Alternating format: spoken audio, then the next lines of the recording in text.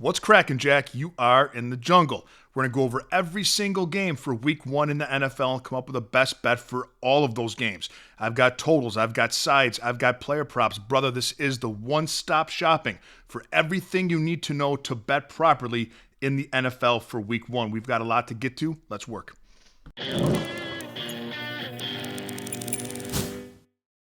Greetings, everybody. Welcome back to the show. And if you're joining us for the first time, welcome to the jungle. I've got a bet for every single game in the NFL for week one, and I'm going to leave two links for you in the comment section. The first link is for my $5 favorite play of the week in week one. And for just $5 and no further obligation, you get my best week one bet text right to your phone. It's a play that Jungle members and I are already on. The second link is to become a Jungle member. And for as little as 55 cents a day, you can become a member, get my full betting card, everything that I bet, my official card, text to your phone every single day, access to our members-only Discord, and a direct line to me if you'd like me to opine on any other bet that you're considering placing. We are the fastest-growing sports betting community in the Western Hemisphere, and I'd love to have you a part of it. We have a free weekly trial. Take it for a test spin and see if it's for you. Today's video is brought to you by Outlier.bet, the top name in sports betting research, and by Red Lobster. When Applebee's doesn't have any capacity, you can always have a spot at the Red Lobster. First game we're looking at, Dallas is kicking us off in Philadelphia on Thursday night. This line opened up at 7. We saw some sharp money come in on the Eagles on Tuesday, and that bumped the line all the way to 8.5. And I agree with that move. The Eagles are a much better team. The league's number one defense last year, they allowed just 278 yards a game, which was 30 less than second place, the Tennessee Titans. They did lose some defensive players, but their first 5 picks in the draft were all defensive players. And although I don't love rookies starting on the defensive side of the ball, when you plug them in with veterans, with the best defense in the league, they're less vulnerable. The Cowboys were 26th last year defensively in yards allowed per game, and 31st in points allowed. They allowed over 10 more points a game than Philadelphia did, and their defense, of course, is without their best player from last year, Micah Parsons. If you're going to play it, I would lay it with the Eagles in this game, but I do think the best bet in this game is Saquon Barkley over 18.5 rushing attempts. I don't think they'll be able to stop them. I think it's going to be a heavy dose of Barkley all game long. And this is a number that he went over in 9 of his last 10 games. Best bet, Saquon Barkley over 18.5 rushing attempts. Chiefs and Chargers, Friday night in Brazil. The Chargers are getting 3 here, and I think that's a perfect line. These two teams always play pretty tight, and 2 games last year, Kansas City won by 2, and they won by 7. These are 2 elite defenses. Last year, the Chargers were first in points allowed per game in the NFL, and the Chiefs were 4th. And they were both top 10 in yards allowed. It's always funny when you hear people say that the Chiefs run a downslide because they got beaten badly in the Super Bowl. But they won the AFC again, and they were 15-2 in the regular season.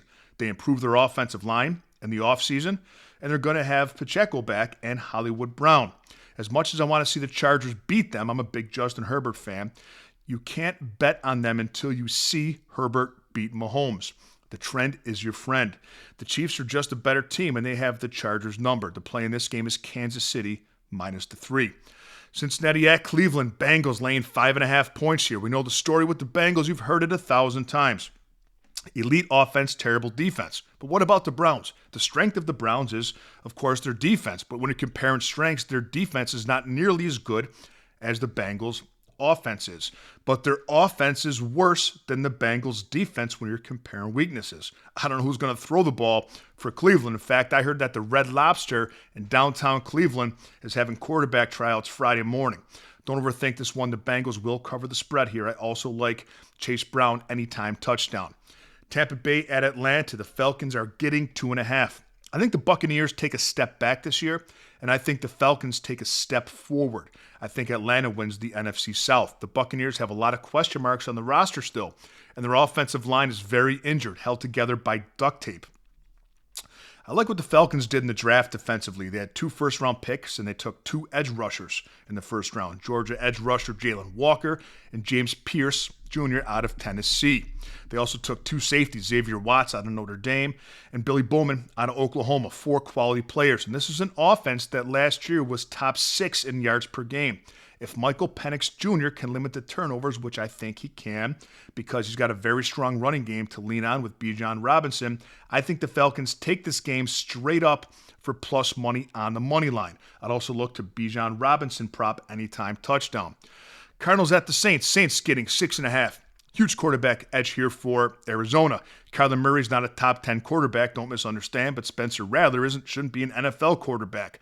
Marvin Harrison Jr. should take a step forward this season, and running back James Conner should have a field day against a Saints defense that was 31st last year against the rush and one of only 2 defenses that allowed over 140 rushing yards a game. Cardinals cover the spread of 6.5. Dolphins at the Colts. So it's close to a pick 'em price here. Miami's laying 1.5 for plus money. I like Miami in this game. Their defense was sneaky good last season. They were top 10 against the pass and top 10 against the rush.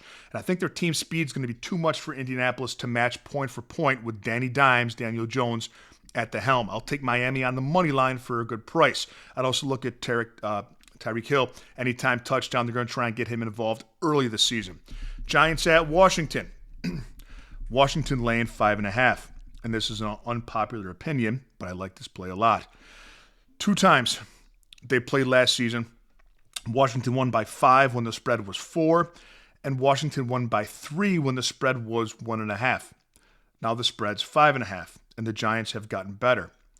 These 2 teams last year, when they played last year, they had Tommy DeVito at quarterback. And say what you want about Russell Wilson, he's able to get Malik Neighbors the ball. And the Giants have a revamped running game. Their defense also gave Jalen Daniels fits last year the 2 times they played them. Terry McLaurin, animosity going on there is going to hurt the Commanders. And I think Deebo Samuel is an overrated wide receiver.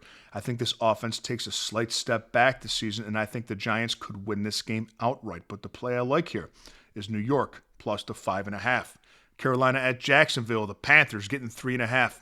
Bryce Young took a big step forward at the end of last season, but the biggest problem is their defense. The Panthers were the only team in the NFL to give up more than 31 points a game last season.